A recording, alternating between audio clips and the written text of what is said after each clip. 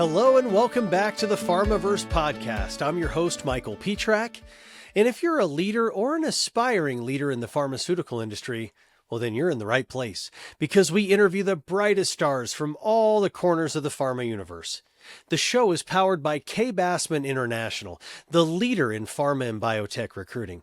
We're also sponsored by Executive Biotech Advisors, a trusted consulting resource in the biotech industry.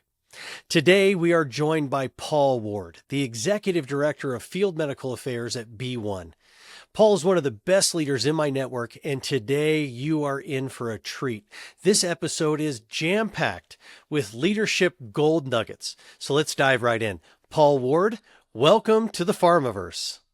Oh, thanks, Michael. I appreciate your kind words and that great introduction, and both grateful and humbled to be on your podcast. You've done such a great job with great guests and great topics, and it's just great to join you today. You made such a difference. And look, before we get going, I don't consider myself an expert in leadership. I consider myself a student of leadership, and that's really been something that I paid a lot of attention to throughout my career. So by no means, you're getting the student, not the professor, on the podcast today. Okay. Well, that's part of the reason I wanted to have you on here. I know you're a student of leadership, as am I, and you never know everything. But after 25 years of this learning leadership experience, we want to dive in to learn some of the things, learn from you some of the things that you've gained over the years. But I like to start even before industry sometimes. When was the first time that someone in your life put you in a leadership position? It's been a while ago, right? So I would look, you've met me several times. We're good friends, Michael. I'm a tall Yeah. guy. So, I played a lot of sports when I was a kid, through high school. And, I think leadership really started early on, like Little League Baseball. I was a pitcher, I was a catcher, um, and led a lot of those teams. I'm going to say mostly because I was the tallest kid on the team. People kind of look to you a little bit differently sometimes when you're 10, 11, 12 years old, but yeah, those were the first times. And, talking to the coach and going out talking to the umpire before the games and, all of that good stuff. That certainly stands out.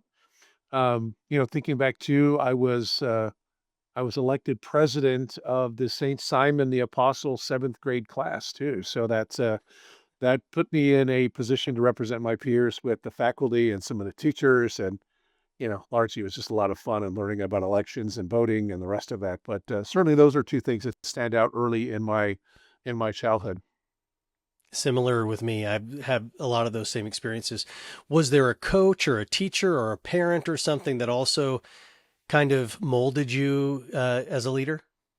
Well, I had my Little League coach was has passed on, but his name was Bill Ackerman, and Mr. Ackerman, Coach Ackerman he picked me up. Both my parents worked, and I stood out on Post Road there in my neighborhood, and he got off work and he would pick me up, take me to practice. It was about 3.5 miles away. Sometimes I rode my bike back when kids rode their bike 3.5 miles to baseball practice. That's no longer the case, but yeah, I just remember those conversations in the car. He was such a diehard baseball guy, and as soon as I sit down, he'd be talking about next week and who I knew on the team, who's on the Cardinals, who's on the Yankees. We're playing them Saturday. How are you getting everybody ready for the game and that kind of stuff. So he put a lot on me, and he just made it so much fun. That's what I remember about Coach Ackerman.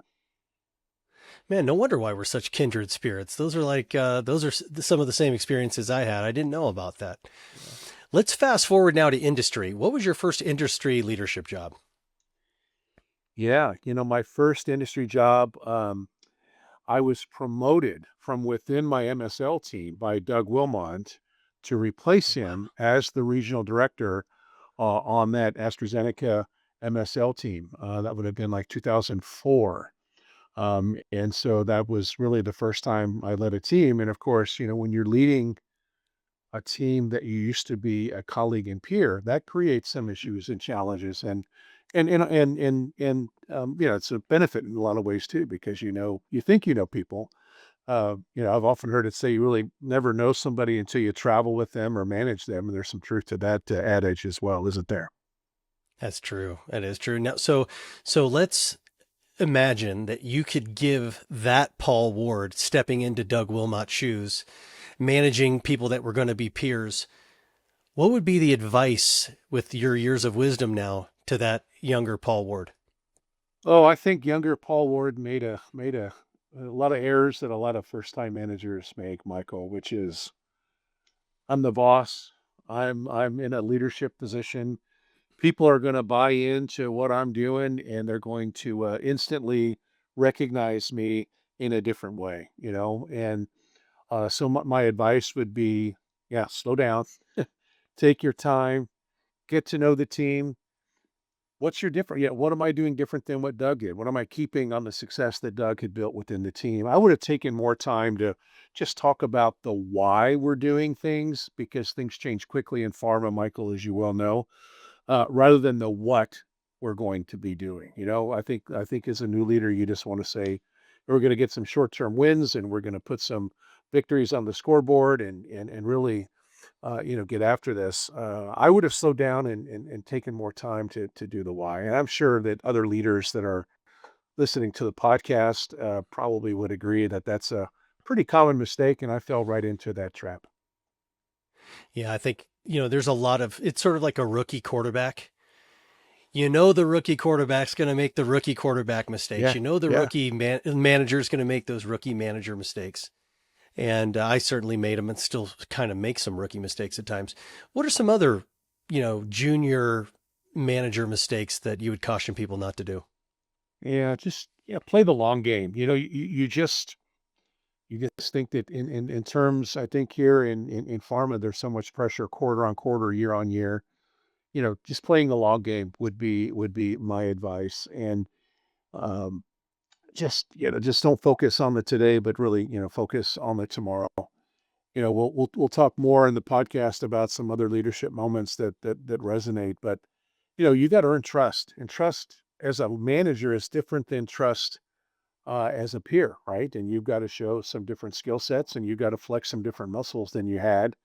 Um, one of the great memories I have from that team is we were at a congress maybe 6 months after I was promoted, and I'm walking back from a meeting and I see all the team, like all the people I used to sit at the bar with and share stories about the day and talk about what went well and what didn't. They're all at the bar, and here I am as a manager, letting the team have their time. But it's yeah, that relationship changes really really quickly.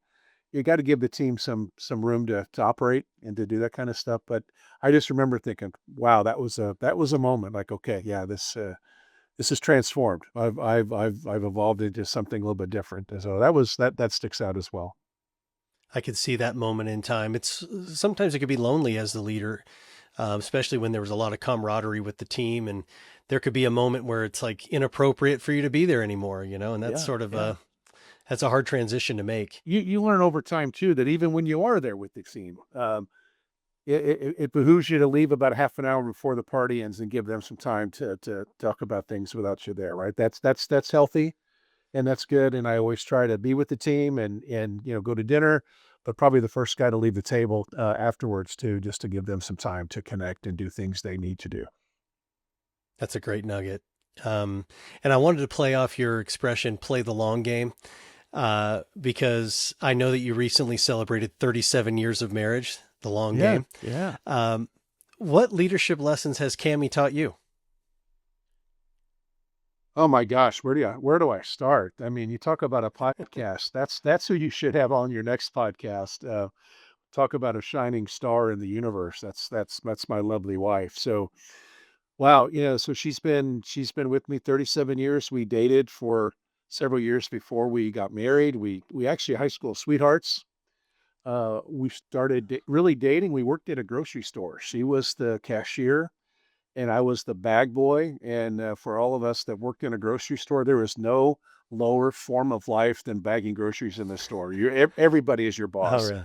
including my now wife and girlfriend, who didn't let me leave my post very often to go do other things that we like to do as sack boys, like cut produce or dairy, anything, because bag of groceries is tough work and largely unappreciated. But yeah, I would say for her, hands down, just humility, service. I don't like the word servant leadership. I prefer service because we're in service to each other. No one is in servant to one another. But the way she's run the house, and she's a pharmacist, so she's been working all this time, and the way she handles me and the kids and in-laws and the whole family and people at work, I'm just in awe of what she does every day, Michael.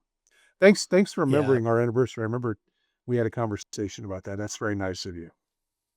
Well, just as I'm 15 years in, and it's not easy. But there's a lot of leadership compromise, tough conversations that you have to have, and I've learned a lot from my wife how much she's been juggling. So I'm sure it was the same way on your end. No doubt about it. The reason I wanted to have you on this podcast, among other things, is that you're someone I've always looked up to, sort of like a mentor of sorts. And when you think about people who are your mentors, it's always fascinating to see who are theirs. Who are the biggest influences in their careers? So I'd like to ask you, who is one of the biggest influences on your leadership career and style? Yeah. Well, you and I both, starts with faith. We're Christians, so you can't forget the big guy upstairs. That's certainly a big part of it. Parents that raised us right, and the courage that we saw in them, and seeing them still. I'm lucky that both my parents are, still alive. Those are the first teachers, and those are the first leaders that you really look up to. How do mom and dad handle things, right? So it starts there. I think in the business side, though, you and I have talked about a young woman that was brought in to coach us when I was early in my career as a regional director. Her name is Suzanne Lawrence, and I just remember learning so much from her. In fact, she was brought in, did a workshop for a big group of us regional directors. A lot of people in that room you would have known, Michael. And I think all of us were touched by her. And one of the things that stick out just as a pearl, so many, but the one thing we did this exercise as managers, and we were supposed to coach somebody, and I probably talked way too much and tried to, make somebody understand something that I could see. But I remember the feedback I got from Suzanne was, Paul, you did okay in the scrimmage, that the what we were doing in Role the play. in the one-on-one in the role play. But this is it, Michael. She said, Paul, people only truly believe what they discover for themselves. And I'm like, boom, wow, light bulb on. Like, my job isn't to tell people things. My job is to help people discover things about themselves and discover them for themselves. That's when they truly believe. Think back when you were a kid, mom can tell you that the stove is hot. You probably did what I did. Like, I wonder. I touch it. Yep. Now I got a big Yeah. blister on my fingers. Now I understand, right? So mom can tell you things, or the manager can tell you things, but until you discover them for yourselves, that's really the magic, I think, that I learned from her. It makes me think, we've spoken a lot about leadership over the years. We know a lot of the same people. You have the most incredible ability to deliver bad news without it ever getting confrontational or the other person like holding a grudge against you. I mean, I know people that you had to let go who absolutely love you. Is Yeah. self-discovery, is that the trick, or what's the trick? Yeah, well, look, you're getting the tail end of the curve. There's many that probably would not share that same sentiment, but you're kind to say it, Michael.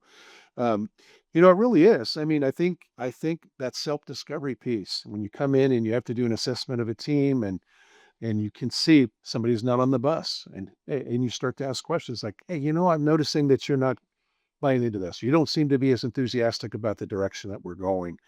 And you have those conversations. And then sometimes you have to get even more specific about, instead of me telling you, again, back to Suzanne Lawrence, instead of me telling you that there's gaps here, how would you rate yourself in this area? How would you rate yourself? And then of course it's like, well, what are we going to do about it? We've got some decisions to make. So it's really bringing that person along for the ride, rather than sort of the young Paul word, which would be, I'm not happy with your performance, Michael, and this is really going to be your last day. Like that doesn't help anybody. But I do know people that I still get Christmas cards from and talk to that I've had crucial conversations with. And you know, uh, to your point, I remember taking over a team one time of leaders, and knew that we had problems on that leadership team, and several of them we had to make some crucial decisions, and all of them came to that discovery on their own. No one went on a PIP. I didn't have to fire anybody. We really found other places, either in the organization or outside the organization, for them to further their career. And in some cases, I could help them with that. So yeah, but it's self-discovery and it's conversation and it's holding up the mirror sometimes and saying, is this really where you want to be? And is this really the purpose and the why that you want to follow? And it makes me think of another thing that you've said over the years, that there's a difference between heart conversation and head conversation. Yeah. Can you Yeah. explain that difference? Yeah, that kind of goes back to something I mentioned earlier about the skill and the will, right? The head is that's the skill. Can you get your head around these things? The head is always easier to, especially for people that you and I interact with, super smart people that have advanced degrees and that can learn and can adapt in an academic way so quickly. But oftentimes those people, their will, it's not that their will is flawed. It's just that maybe it's lagging from where the business has gone, right? And from there's a great book that's out there that I remember Mary Alice, one of my leaders, gave me when I was promoted, and it was what got you here won't get you there. It's a whole different skill set, and that's true whether you're leading people or what made you successful 6 years ago may not make you successful today. So it's skill and will, head and heart. I think they're kind of very, very, very closely related. But that's kind of the same sort of mantra that you have to go through with the diagnosis as to how you manage the folks too. Now, you've spoken a lot about skills that leaders have: listening ability, the ability to get them to self-discover things. Of all the skills and the qualities that a leader has to have, what do you think is the number one thing that separates a good leader from an average leader? Hmm. So when you really break down leadership, I think there's two components. If you think about all Winston Churchill, John F. Kennedy, I mean Abraham Lincoln, whoever you hold politically or throughout history as some of the greatest leaders we've ever had, I think there's two things that really matter to people. Number one is, are we going to be better tomorrow than we are today? Is this person? Think about Winston Churchill addressing the British. These bombs are dropping out of the sky. Are we going to be better off tomorrow than we are today? And then can that leader show the team that they've got a role to play in the success of tomorrow being better than today? That's loosely affiliated with the why. But if people can understand as a leader, yep, we're going to be better off, and that I can see the role that I'm going to play on this person's team to make that better. I think you're halfway there. Then, of course, you got to establish trust and do all the other things that you do as a leader, the vision, the working on the what and the why and the how and all of those things. But I think it starts with just two basic premises. Is this the person? Is Paul the guy that can get us to where we need to be?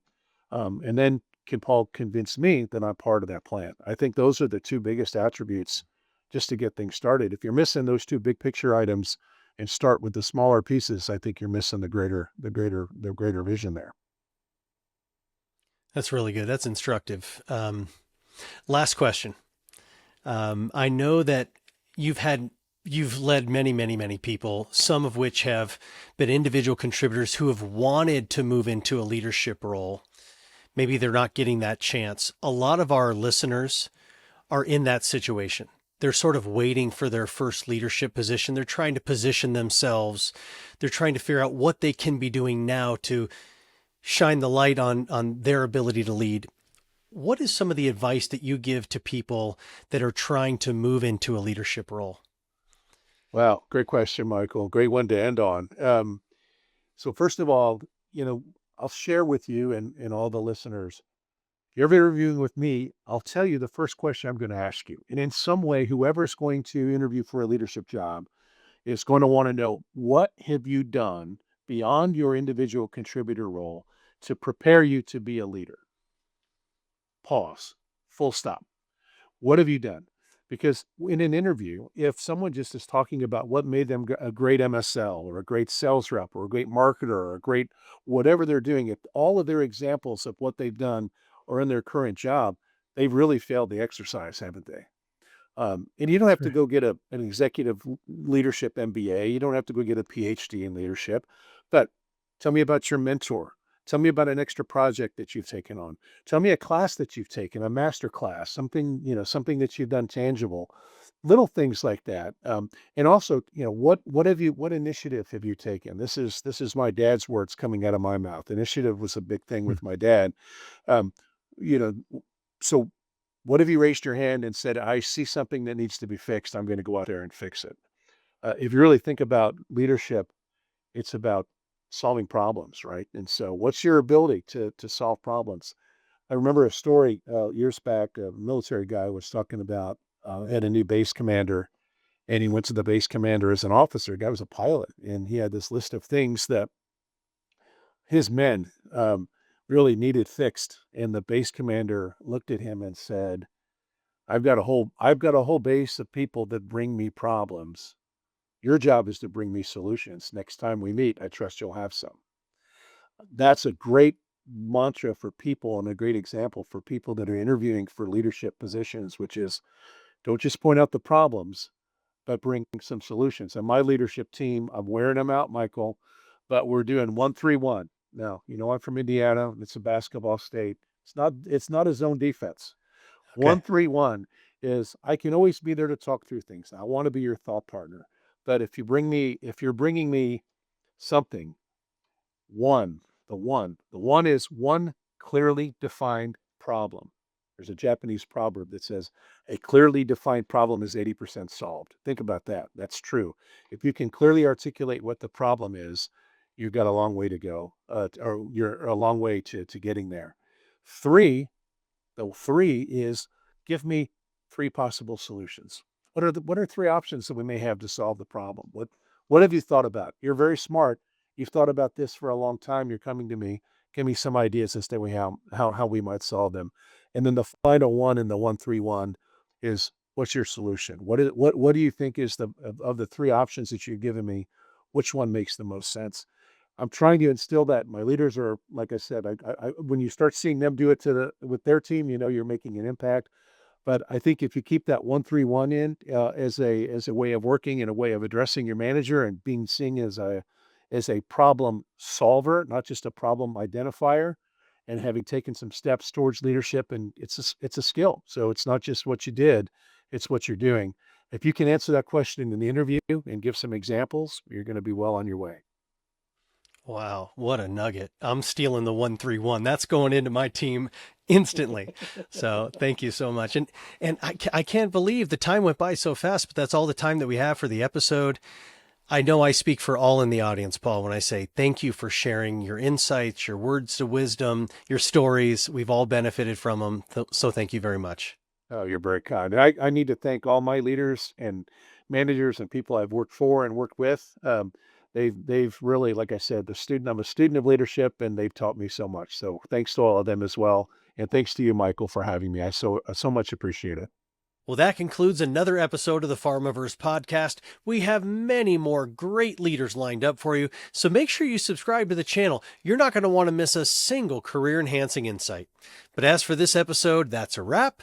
See you next time on the Pharmaverse.